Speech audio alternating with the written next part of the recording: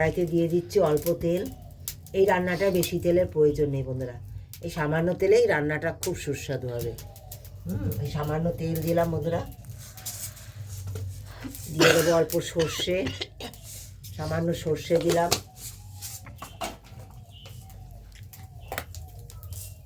সর্ষেটা ফুটতে শুরু করেছে বন্ধুরা। এই অবস্থায় দিয়ে দেবো পাঁচফোড়ন অল্প,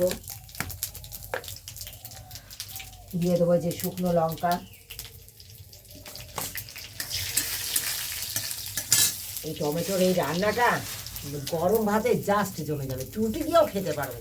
হ্যাঁ, টক টক টক মিষ্টি দিয়ে যারা রুটি খেতে পছন্দ করে তারা অবশ্যই এই রুটি ভাত সব কিছুর সঙ্গে এই টমেটোর এই রান্নাটা চলে যাবে, দারুণ লাগে খেতে। হ্যাঁ, এবার দিয়ে দেবো দেখো পেঁয়াজ রসুন। এই যে পেঁয়াজ কুচিয়ে নিয়েছি, রসুন কুচিয়ে নিয়েছি, এই দিয়ে দেবো।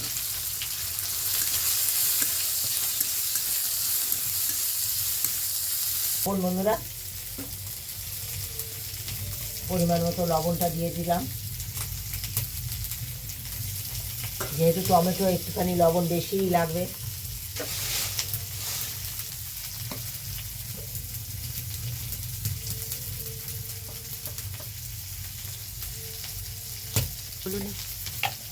হলুদ দিয়ে দিলাম বন্ধুরা পরিমাণ মতো।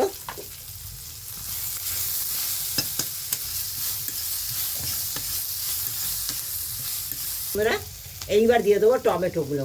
এই যে সব কেটে নিয়েছি, তোমরা দেখো টমেটোগুলো, এই টমেটোগুলো আমি দিয়ে দেবো। আর বন্ধুরা দেখো চলে এসেছি নিয়ে কাঁচা পাকা টমেটো নিয়ে।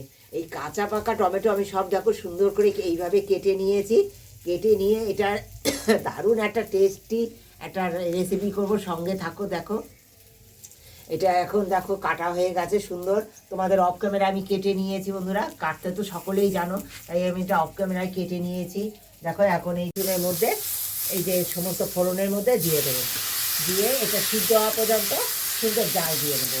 জাল দিয়ে নিয়ে ফিরে আসছি এটাকে আরও সুস্বাদু করার জন্য কী কী দেবো এতে, সঙ্গে থেকে অবশ্যই দেখো। ভালোবাসা দিয়ে পুরো ভিডিওটা দেখো, আশা করি তোমাদের খুব ভালো লাগবে।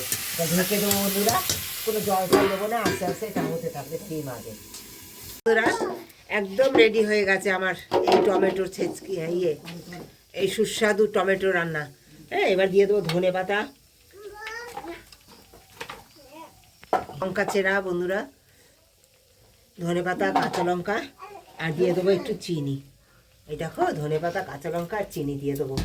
দিয়ে দেবো একটু কাঁচা সর্ষে তেল সামান্য একটু নামার আগে, দিয়ে ঘাটিয়ে নামিয়ে দেবো।